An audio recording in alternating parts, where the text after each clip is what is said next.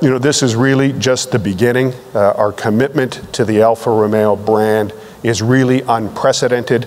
We have pledged $6 billion of capital between now and 2018 to bring 8 all-new Alfa Romeos to the U.S. marketplace over that same time frame. And you will see the 3rd all-new Alfa Romeo revealed at that 105-year anniversary. It'll be a much more of a mainstream car, mid-size sedan, dimensionally along the lines of the BMW 3 Series. Reid, what's your biggest challenge, do you think, particularly this year? The challenge is every month. It's keeping it going, being guarded about complacency and not becoming complacent. We can't be falling in love with our own press. The minute you start to do that is the minute you're going to get your head kicked in the marketplace. This is a market that has 20 OEMs. There's no weak product. There's over 300 different products in the marketplace. And the ability to differentiate in the marketplace is becoming more and more challenging. Traditional differentiators 35, 40 years ago, fuel economy, quality, those have all converged. You've got to stay sharp on your products and on your programs, or you're going to end up at the bottom of the pile. Does $2 gasoline help you sell more cars? In my opinion, and trucks.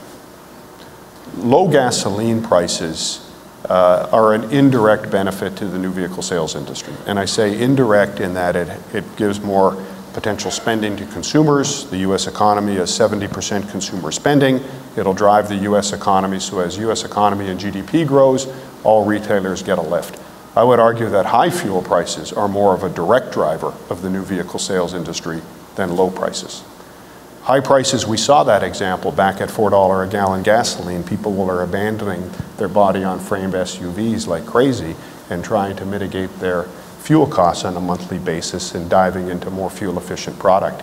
To a certain extent, low fuel prices will encourage people to keep their 11 and 12-year-old vehicles that are about 30 to 40% less fuel efficient than a new vehicle, because the pain each month is a lot less. But low fuel prices are a driver of the economy. We haven't seen much of that yet, but it will, and it'll be an indirect benefit to the U.S. new vehicle sales industry, in my opinion. You seem to be in a bit of a competitive situation with another truck company, particularly on miles per gallon. Does it matter now? Or are you just pushing steel versus aluminum? Well, fuel economy still matters. In the light-duty pickup truck segment, it's all about fuel economy. In the heavy-duty pickup truck segment, it's about towing and payload.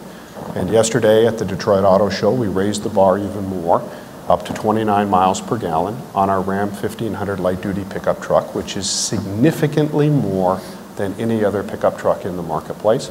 And not only is it significantly more on the label, it is significantly more in the real-world fuel economy, as proven out by Motor Trend in their head-to-head tests. Were you surprised at the reaction, the positive reaction of the Hellcat? Look, it's a question of who wants to drive a 707 horsepower car. Me. And there's a lot of people out there like me. Well, it doesn't really have enough, but it's the best you can do.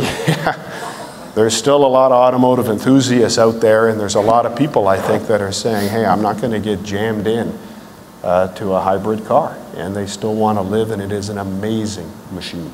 The car is incredible. The roar of the engine, the sound, it is true American muscle.